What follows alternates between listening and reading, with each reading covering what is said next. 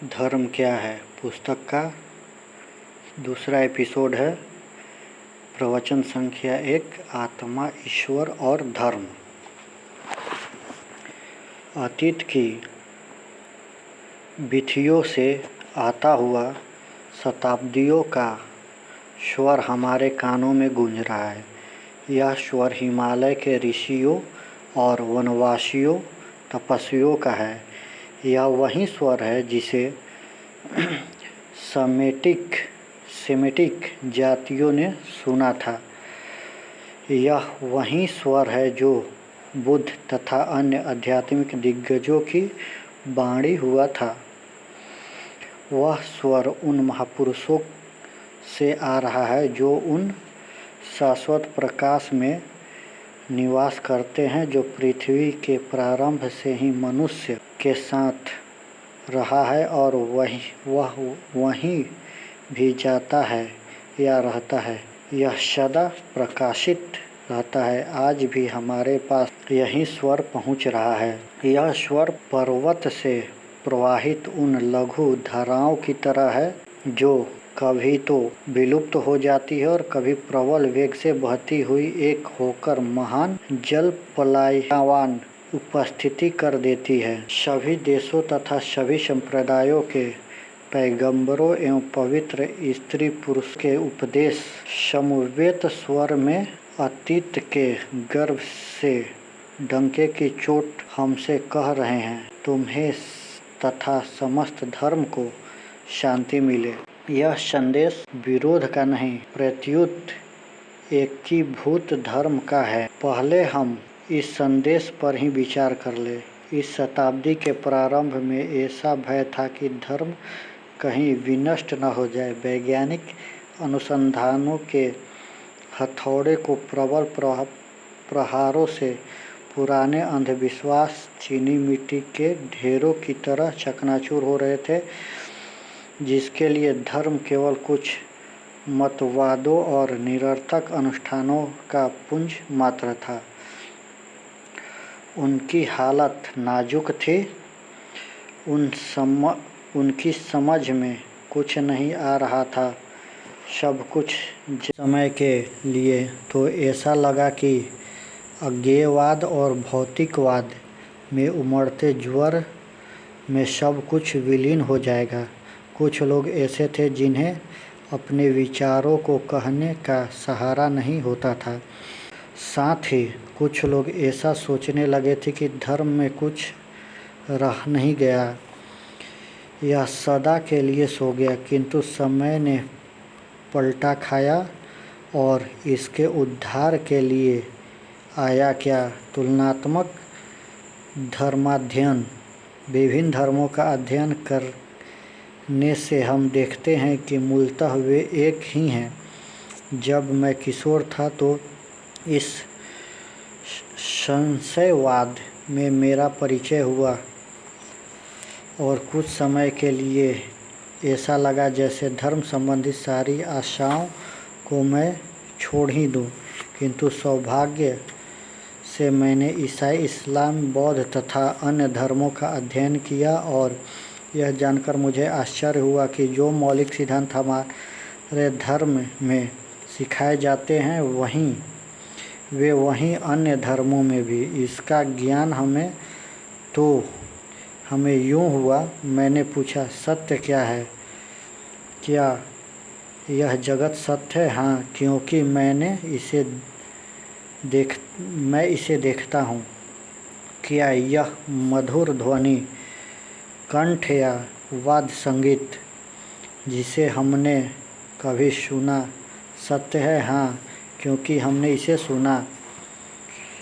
हम जानते हैं कि मनुष्य के एक शरीर है, आँखें हैं, कान हैं तथा उनका एक आध्यात्मिक पक्ष है जिसे हम देख नहीं सकते। अपने आध्यात्मिक सामर्थ्यों से वह विभिन्न धर्मों का अध्ययन करके जान सकता है कि सभी धर्म तत्वतः एक है, चाहे वे भारतवर्ष के जंगलों में सिखाए जाते हों चाहे ईसाई भूमि में। इससे तो यही पता चलता है कि धर्म मानव मत की एक अपरिहार्य आवश्यकता है। इस तरह किसी एक धर्म का सत्य होना अन्य सभी धर्मों के सत्य होने के ऊपर निर्भर करता है। उदाहरण स्वरूप, अगर मेरे 6 उंगलियां हैं तो किसी दूसरे व्यक्ति के नहीं हैं, तो तुम कह सकते हो कि मेरे 6 उंगलियों का होना असमान है। यही बात इस तर्क के संबंध में भी कही जा सकती है कि कोई एक धर्म सत्य है और अन्य सभी झूठे। इसी एक ही धर्म का सत्य होना वैसा ही अस्वाभाविक है जैसे संसार में किसी एक ही व्यक्ति के 6 उंगलियों का होना। इस तरह हम देखते हैं कि अगर कोई एक धर्म सत्य है तो अन्य सभी धर्म भी सत्य हैं। उन्हें आधारभूत तत्वों में आने पर तत्वतः सभी एक है। अगर मेरी 5 उंगलियां सत्य हैं तो सिद्ध करती है कि तुम्हारी 5 उंगलियां भी सत्य है। मनुष्य जहाँ भी हो कोई न कोई आस्था विकसित कर ही लेता है। विभिन्न धर्मों के अध्ययन से जो दूसरी बात मुझे मालूम हुई वह यह है कि आत्मा और ईश्वर संबंधित विचारों की 3 विभिन्न आस्थाएं हैं। पहले तो सभी धर्म यह स्वीकार करते थे कि नश्वर शरीर से परे हमारा कोई ऐसा भी अंश है अथवा कुछ ऐसा भी है जो शरीर की तरह परिवर्तित नहीं होता। वह अंश अपरिवर्तनशील है, शाश्वत है, अमर है। पर बाद में कुछ धर्मों का कहना है कि हमारे उन अपरिवर्तनशील अंश का अंत तो नहीं है पर आदि अवश्य है, किंतु जिस किसी भी वस्तु का आदि है उसका अंत भी होगा ही। हमारे सारभूत तत्व का कोई आदि नहीं और न हमारा कभी अंत होगा, और हम सब से परे इस शाश्वत प्रकृति से परे एक दूसरे शाश्वत सत्ता है जिसका कभी विनाश नहीं होता। वह है ईश्वर। लोग विश्व की रचना तथा मानव सृष्टि के प्रारंभ की चर्चा करते हैं। यहाँ प्रारंभ शब्द का तात्पर्य किसी कल्प के प्रारंभ से है, जिसका अर्थ यह कदापि नहीं कि इस ब्रह्मांड का कभी प्रारंभ हुआ। यह हो नहीं सकता कि सृष्टि का कभी प्रारंभ हुआ हो। तुम में से कोई भी प्रारंभ काल की कल्पना नहीं कर सकता। जिसका प्रारंभ होता है उसका अंत भी निश्चित है। कोई भी समय ऐसा नहीं था जब मैं नहीं था अथवा तुम नहीं थे, और न कोई ऐसा समय होगा जब हम में से कोई न होगा। ऐसा भगवत गीता कहती है। जहाँ कहीं भी सृष्टि के प्रारंभ का जिक्र किया गया है वहाँ उसका तात्पर्य किसी कल्प के प्रारंभ से है। तुम्हारा शरीर मृत्यु का शिकार हो सकता है पर तुम्हारी आत्मा नहीं। आत्मा संबंधित इन विचारों के साथ साथ आत्मा की पूर्णता से संबंध एक दूसरे विचार समूह को भी हम पाते हैं। आत्मा अपने आप में पूर्ण है। यहूदी लोग का नवव्यवस्थान प्रारंभ से ही मनुष्य को पूर्ण मानता है। मनुष्य ने अपने कर्मों द्वारा अपने को अपवित्र बना डाला, किंतु उसे अपने मौलिक स्वरूप को पुनः पाना है जो पवित्र है। कुछ लोग इसी बात को रूपों को कथाओं और प्रतीकों के माध्यम से कहते हैं, किंतु जब हम इन कथाओं की व्याख्या करने लगते हैं तो पाते हैं कि इन सबकी शिक्षा यही है कि आत्मा स्वरूप से ही पूर्ण है और मनुष्य को अपनी मौलिक पवित्रता को पाना है।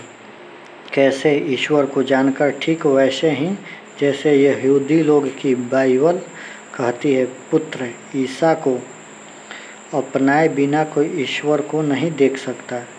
क्या इसका क्या तात्पर्य है? ईश्वर को पाना ही जीवन का चरम उद्देश्य है। इसके पहले ही कि हम परम पिता को एकाकार हो सके, पुत्रत्व का आना आवश्यक है। याद रखो कि मनुष्य ने अपनी पवित्रता अपने ही कर्मों से खो दी है। अगर हम कष्ट झेलते हैं तो वह हमारे कर्मों का ही परिणाम है। ईश्वर इसके लिए दोषी नहीं। इन विचारों से अत्यंत सन्निकट एक दूसरा भी सिद्धांत है जो यूरोपीय लोगों द्वारा विकृत होने के पूर्व विभाजनीय था। वह है कि पुनर्जन्म का सिद्धांत। तुम में से कुछ लोगों ने इसके बारे में सुना अवश्य होगा, पर ध्यान नहीं दिया होगा। यह पुनर्जन्म का सिद्धांत मानवात्मा के अमर तत्व संबंधी दूसरे सिद्धांतों के साथ साथ ही चलता है।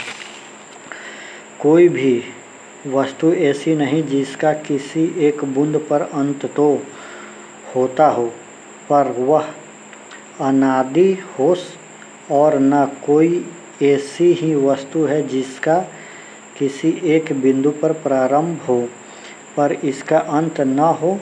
हम इस विकट असंभवता में कदापि विश्वास नहीं कर सकते कि मानव आत्मा का कोई आदि है। पुनर्जन्म का सिद्धांत आत्मा की स्वतंत्रता को प्रतिपादन करता है। अगर तुम किसी निराधार आरंभ की कल्पना करते हो तो स्वभावतः ही मनुष्य की सारी अपवित्रताओं का भार ईश्वर पर चला जाता है। किंतु क्या परम दयावान परम पिता कहीं संसार के पापों के लिए उत्तरदायी हो सकता है? अगर पाप किसी प्रकार उत्पन्न हुआ है तो एक मनुष्य दूसरे से अधिक दुख क्यों झेलता है? अगर सर्व सक्षमशील प्रभु से ही पापों का प्रादुर्भाव हुआ तो ऐसा पक्षपात क्यों?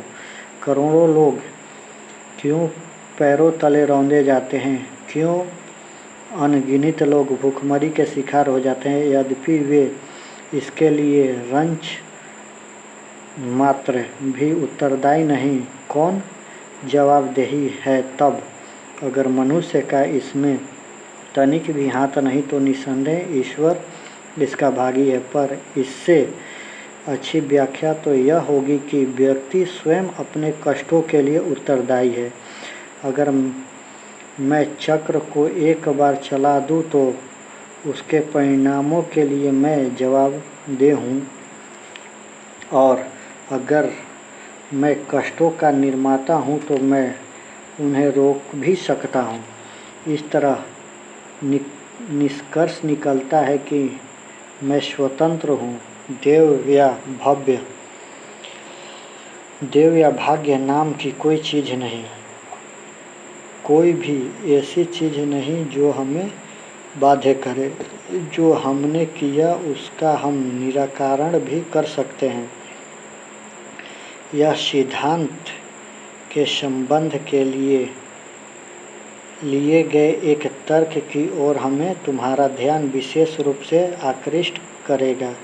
कारण यह थोड़ा जटिल है। हम अपना समस्त ज्ञान अनुभव के द्वारा प्राप्त करते हैं,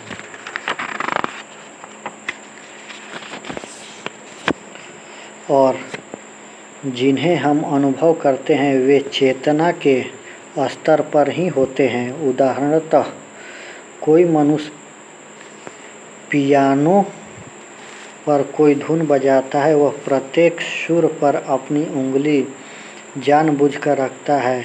इस क्रम की आवृत्ति वह तब तक करता है जब तक उसकी उंगलियां अभ्यस्त नहीं हो जाती। अभ्यस्त होने पर प्रत्येक सुर पर बिना विशेष ध्यान दिए ही वह उन धुनों को बजाता है। ठीक उसी तरह हम अपने बारे में भी देखते हैं कि हमारी प्रवृत्ति हमारे अतीत के संचित कर्मों के ही परिणाम स्वरूप है। कोई भी बच्चा कुछ खास प्रवृत्तियों के साथ पैदा होता है, वे कहाँ से आती है?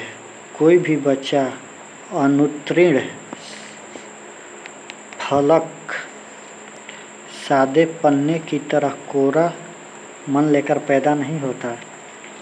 उसके मन रूपी पन्ने पर पहले से ही कुछ लिखा रहता है। यूनान और मिस्र के प्राचीन दार्शनिकों ने बताया है कि कोई भी बच्चा शून्य मन लेकर नहीं आता। प्रत्येक बच्चा अपने पूर्वकृत कर्मों से उत्पन्न सैकड़ों प्रवृत्तियों के साथ उत्पन्न होता है। इन जन्म में तो उसने उन्हें पाया नहीं, तब हम यह मानने के लिए बाध्य हो जाते हैं कि अवश्य ही वे उसके पिछले जन्म की है।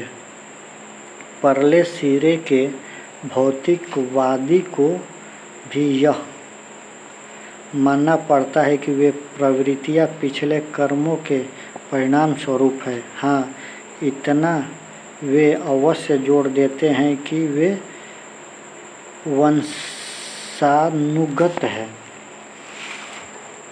आनुवंशिकता के इस नियम के अनुसार हमारे पिता पितामह पितामहों के परंपरा हम तक आती है। अब अगर इन्हें वंशानुगत कहने से ही व्याख्या पूरी हो जाती है तो आत्मा के में विश्वास करने की कोई आवश्यकता नहीं, क्योंकि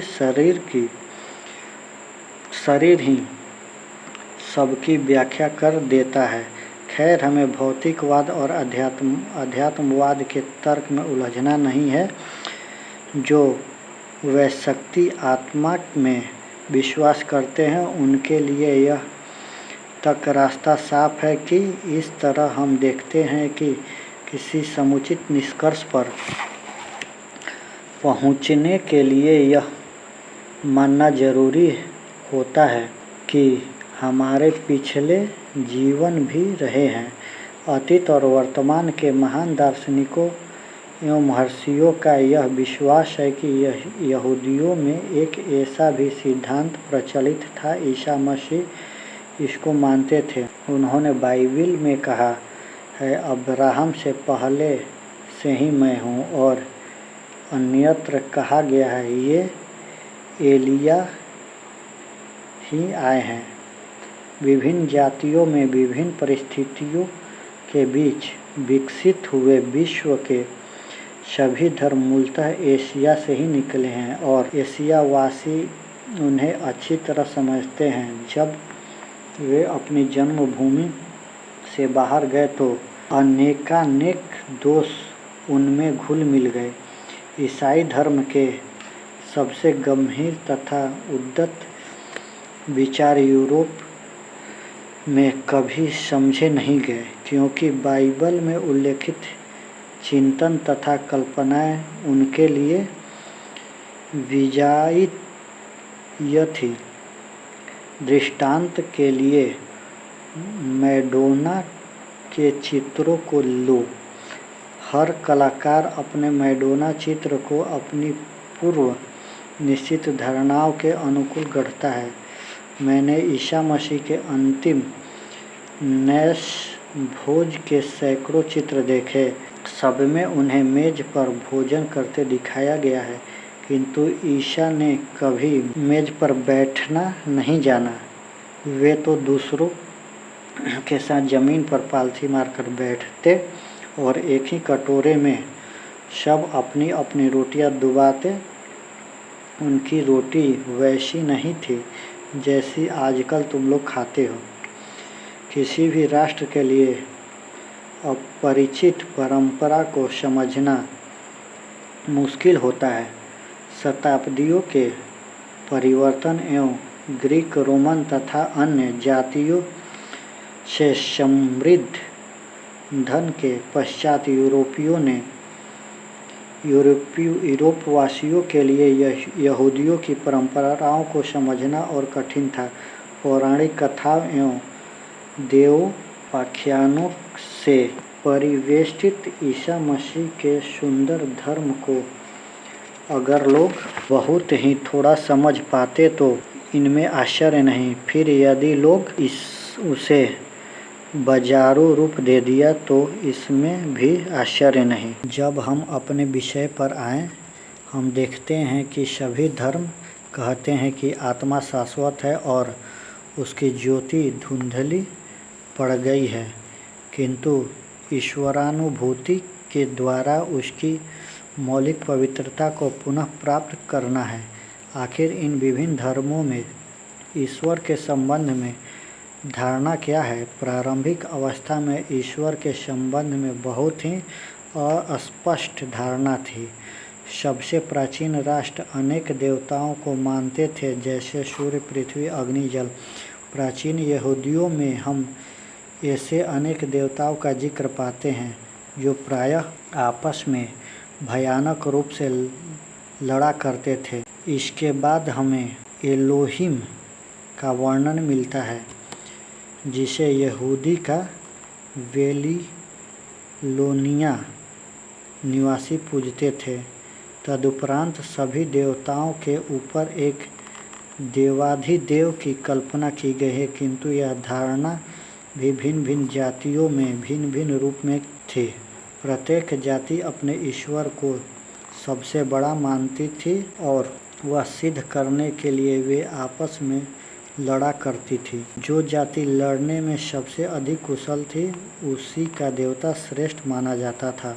ये जातियाँ न्यूनाधिक रूप में बर्बर थी, किंतु समयानुसार अच्छे से अच्छे विचार पुरानी रूढ़ियों के स्थान लेते हैं। फलस्वरूप अब सारी पुरानी धारणाएं या तो खत्म हो चुकी हैं या खत्म हो रही हैं, किंतु इस बात को नहीं भुलाया जा सकता कि इन सारे धर्मों का प्रादुर्भाव शताब्दियों के क्रमिक विकास से हुआ है। इनमें से कोई भी आसमान से नहीं टपका, प्रत्येक को तिल तिल करके गढ़ा गया है। विकास के इस अवस्था के बाद एकेश्वरवाद की अवस्था आती है। एकेश्वरवाद एक ईश्वर में विश्वास करता है जो सर्वशक्तिमान है, सर्वज्ञ है तथा विश्व का एकमात्र प्रभु है। ऐसा माना जाता है कि ईश्वर विश्वातीत है, वह सर्वज्ञ स्वर्ग में रहता है। इस ईश्वर के चिंतकों ने अपनी स्थूल धारणाओं के अनुकूल स्वरूप निरूपण किया, जैसे ईश्वर के दाएं और बाएं पक्ष का होना, उनके हाथ में एक चिड़िया का रहना आदि आदि। किंतु एक बात मार्क की है कि जंगली जातियों के सभी देवता सदा के लिए विलुप्त हो गए और देवाधिदेव एक ईश्वर ने उनकी जगह ले ली। यह एक ईश्वर विश्व से परे है और उसे पाया नहीं जा सकता, उसके पास कोई पहुंच नहीं सकता, पर धीरे धीरे वह विचार भी बदलता गया और विकास की अपनी अवस्था आ गई, जिसमें ईश्वर को प्रकृति में व्याप्त माना गया। नव व्यवस्थान में कहा गया है, हमारे पिता जो स्वर्ग में है। यह ऐसे ईश्वर की कल्पना है जो लोगों से दूर स्वर्ग में रहते हैं और वह स्वर्ग में। आगे चलकर यह उपदेश मिलता है कि ईश्वर प्रकृति में व्याप्त है। यह केवल स्वर्ग में ही नहीं, प्रत्युत पृथ्वी पर भी है, वह हमारे भीतर भी है। हिंदू दर्शन में ईश्वर और अवस्था देखने को मिलती है, किंतु हम लोग यही नहीं रुकते। इसके आगे हम अद्वैत अवस्था की भी कल्पना करते हैं, जिसमें आराधक यह अनुभव करता है कि उसका ईश्वर केवल स्वर्ग और पृथ्वी का परम पिता ही नहीं है, अपितु वह यह भी अनुभव करता है कि मैं और मेरे परम पिता एक ही हैं। यह अपनी अंतरात्मा में अनुभव करता है कि वह स्वयं ईश्वर है। अंतर इतना ही है कि वह ईश्वर की निम्नतर अभिव्यक्ति है। मेरे भीतर जो भी सत्य है वह ईश्वर है और ईश्वर के भीतर जो सत्य है वह मैं हूँ। इस तरह ईश्वर और व्यक्ति के बीच की खाई पट जाती है। इस तरह हम देखते हैं कि ईश्वर ज्ञान के द्वारा हमें स्वर्ग के साम्राज्य को अपने अंदर ही पा लेते हैं। पहली अवस्था में अर्थात द्वैत अवस्था में मनुष्य समझता है कि वह लघु जीवात्मा है, जैसे वह जॉन है, जेम्स और है अथवा टॉम है। वह कहता है मैं सदा जॉन, सदा टॉम या जेम्स ही बना रहूँगा, कभी बदलूँगा नहीं। यह कहना कुछ वैसे ही है जैसा कि कोई हत्यारा आकर कहने लगे मैं सदा हत्यारा ही बना रहूँगा। किंतु जैसे जैसे समय बीतता जाता है टॉम का स्वरूप बदलता है और अंत में तो वह शुद्ध आमद रूप में लौट आता है। वे धन्य है जिनका हृदय पवित्र है, क्योंकि वे ईश्वर का दर्शन करेंगे। क्या हम ईश्वर को देख सकते हैं? निसंदेह नहीं। अगर ईश्वर को जाना जा सकता है तो वह ईश्वर नहीं रह जाएगा, क्योंकि किसी भी वस्तु का ज्ञान होना उसके सीमित होने को सिद्ध करता है। किंतु ऐसा कहा जा सकता है कि मैं और मेरे पिता एक हैं। मैं अपनी आत्मा में ही परम तत्व को पाता हूँ। ये विचार कुछ धर्मों में स्पष्टतः कहे गए हैं, जबकि दूसरे धर्मों में इसकी ओर संकेत मात्र है। पर कुछ ऐसे भी धर्म हैं जिनमें से कुछ विचार तो निर्वासित मात्र हैं, पर कुछ ऐसे भी धर्म हैं जिनमें निर्वासित ही कर दिया गया है। सच पूछो तो इस देश में अब ईसा मसीह के धर्म को बहुत कम ही समझा जाता है, और अगर तुम क्षमा करो तो मैं यह भी कहूँगा कि कभी भी इस धर्म को यहाँ अच्छी तरह समझा नहीं गया। वस्तुतः विकास की जो भिन्न भिन्न अवस्थाएं हैं वे पवित्रता एवं पूर्णता की प्राप्ति के लिए परमावश्यक है। मूलतः तो सभी धर्म एक ही धारणा पर आधारित है। ईसा मसीह एक जगह कहते हैं स्वर्ग का राजा तो तुम्हारे अंदर है। वे दूसरी जगह कहते हैं कि हमारे परम पिता जो स्वर्ग में रहते हैं। इन दोनों कथाओं में तुम किस तरह असमंजस कर पाते हो? वह ऐसे हो सकता है जब उन्होंने दूसरे कथन को कहा तो वे उन लोगों को बता रहे थे कि जो धर्म के मामले में बिल्कुल अज्ञ थे। वह जरूरी था कि वे उनसे उन्हीं की भाषा में बोले। आम लोग तो ठोस विचार चाहते हैं, कुछ इस तरह का ठोस विचार जिसे वे अपनी इंद्रियों से सहज ही पकड़ सके। कोई आदमी बड़ा से बड़ा दार्शनिक होकर भी धर्म के क्षेत्र में निरा बच्चा हो जाता है। जब मनुष्य आध्यात्मिकता की काफ़ी ऊंचाई प्राप्त कर लेता है तब भी वह समझ सकता है कि वस्तुतः स्वर्ग का राजा उनके अंदर है, वही मन का सच्चा साम्राज्य है। इस तरह हम देखते हैं कि प्रत्येक धर्म की आपात दृष्टि की असंगतियाँ व उलझनें उनके विकास की ही अवस्थाओं का बोध कराती हैं, और इसलिए हमें किसी को उसके धर्म के लिए दोष देना का अधिकार नहीं है। विकास की कुछ ऐसी अवस्थाएं होती है जिनमें प्रयोग आवश्यक होता है, क्योंकि उन अवस्थाओं में आत्मा इसी तरह भाषा समझ सकती है। दूसरा विचार जिसे मैं तुम लोगों के समक्ष रखना चाहूँगा वह यह है कि धर्म केवल सिद्धांत और मत की बात नहीं है। तुम क्या पढ़ते हो अथवा किस मत में विश्वास करते हो यह उतना महत्व नहीं रखता है। असल चीज़ तो यह है कि तुम क्या अनुभव करते हो। कहा गया है वे धन्य हैं जो हृदय से पवित्र हैं, क्योंकि वे ही ईश्वर का दर्शन करेंगे। जी हाँ, मैं इसी जीवन में यही मोक्ष है। कुछ ऐसे भी लोग हैं जो कहते हैं कि कुछ शब्दों के बुदबुदाने मात्र से मुक्ति मिल जाएगी, पर किसी भी महान गुरु ने यह नहीं बताया कि ब्रह्मचार्य मोक्ष पाने के लिए आवश्यक है। इसे पाने की क्षमता तो हमारे भीतर है। वस्तुतः हम सदा ईश्वर में ही रमण और भ्रमण करते हैं। मतों और संप्रदायों का अपना महत्व है, पर वे बच्चों के लिए हैं, वे अल्पकाल के लिए हैं। हमें इस बात को भूलना नहीं चाहिए कि ग्रंथ कभी भी धर्म को नहीं गढ़ते, धर्म ही ग्रंथ को गढ़ते हैं। कभी किसी ग्रंथ ने ईश्वर की सृष्टि नहीं की, परंतु हर महान ग्रंथ की सृष्टि की मूलभूत प्रेरणा अवश्य ही ईश्वर है। इसी तरह हमें यह भी नहीं भूलना चाहिए कि किसी पुस्तक ने आत्मा की सृष्टि नहीं की। हर धर्म का परम उद्देश्य यही है कि आत्मा में ही परमात्मा का दर्शन किया जाए। यही एकमात्र सार्वभौमिक धर्म है। अगर सभी धर्मों में कोई एक सर्वव्यापी सत्य है तो मैं कहूँगा कि वह है ईश्वर को पाना। आदर्श और साधन भिन्न भिन्न हो सकते हैं, पर मौलिक तथ्य यही है।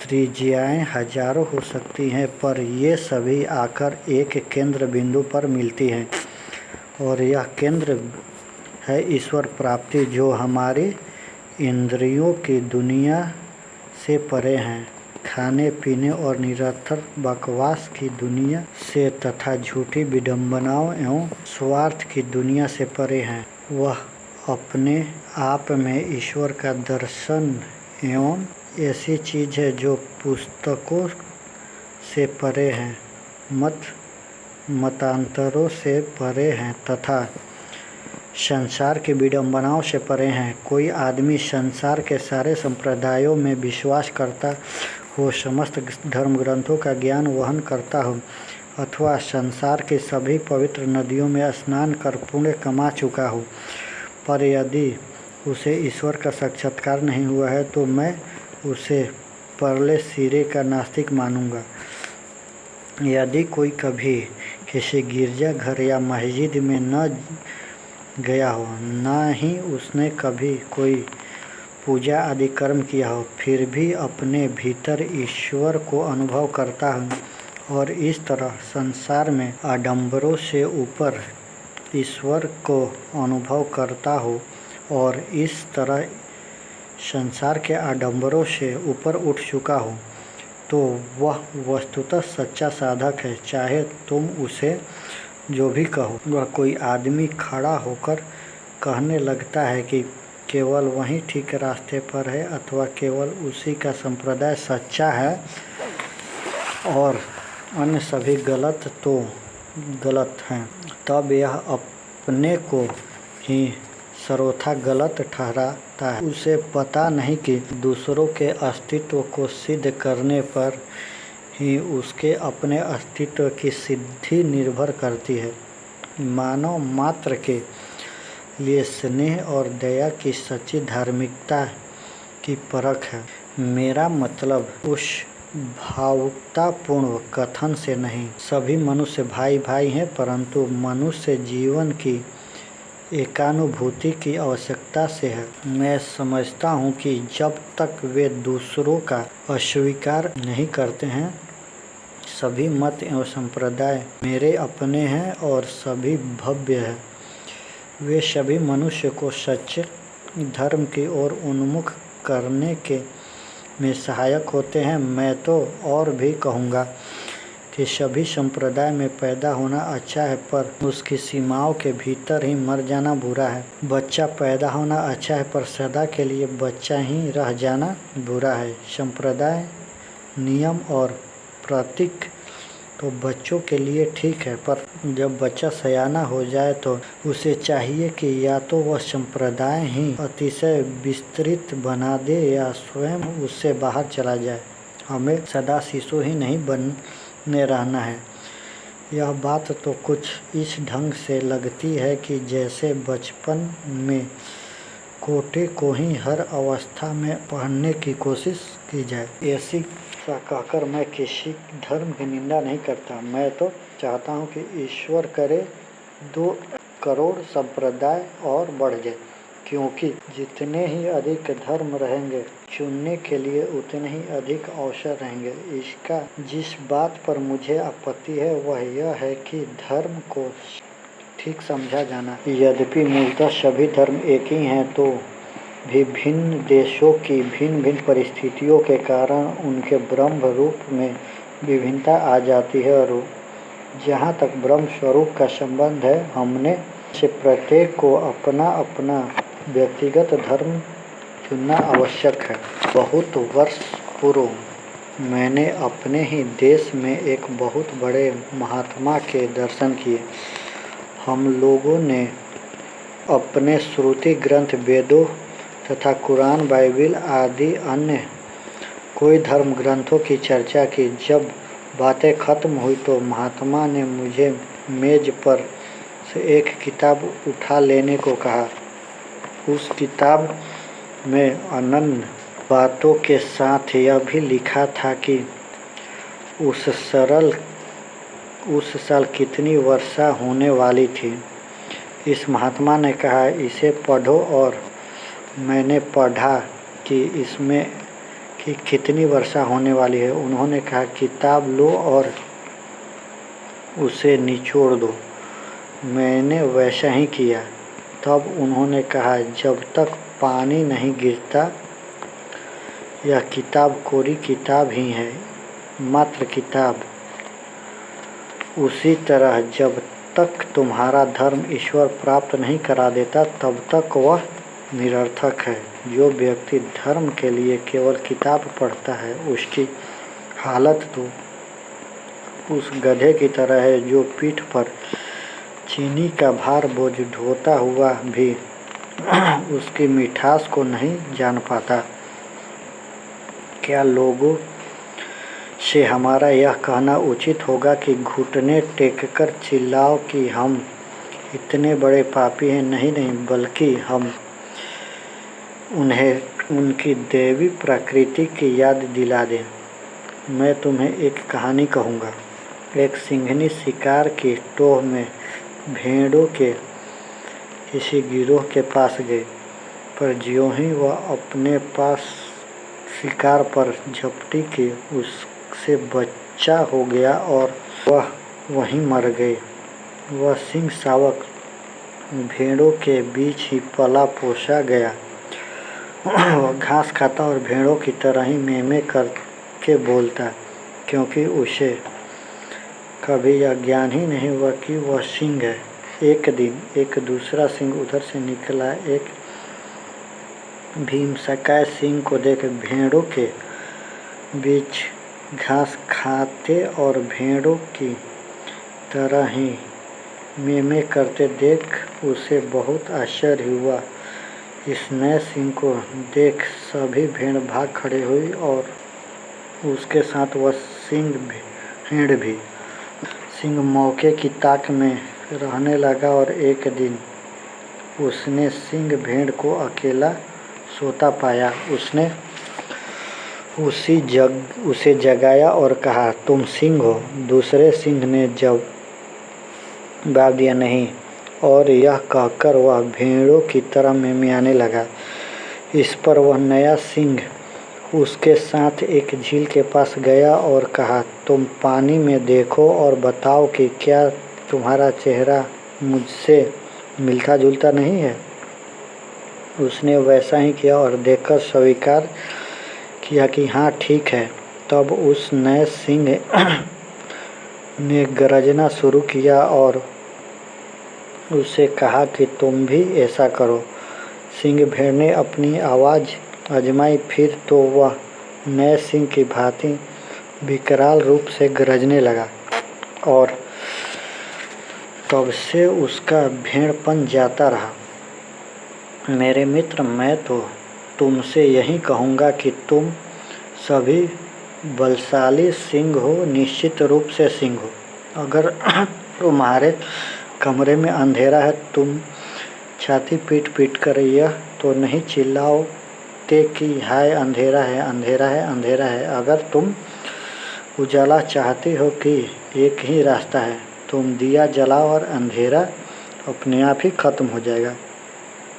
तुम्हारे ऊपर जो प्रकाश है उसे पाने का एक ही साधन है, तुम अपने भीतर का आध्यात्मिक प्रदीप जलाओ। पाप और अपवित्रता का तमरिस स्वयं भाग जाएगा। तुम अपनी आत्मा के उद्यत रूप का चिंतन करो, गाहरित रूप से नहीं।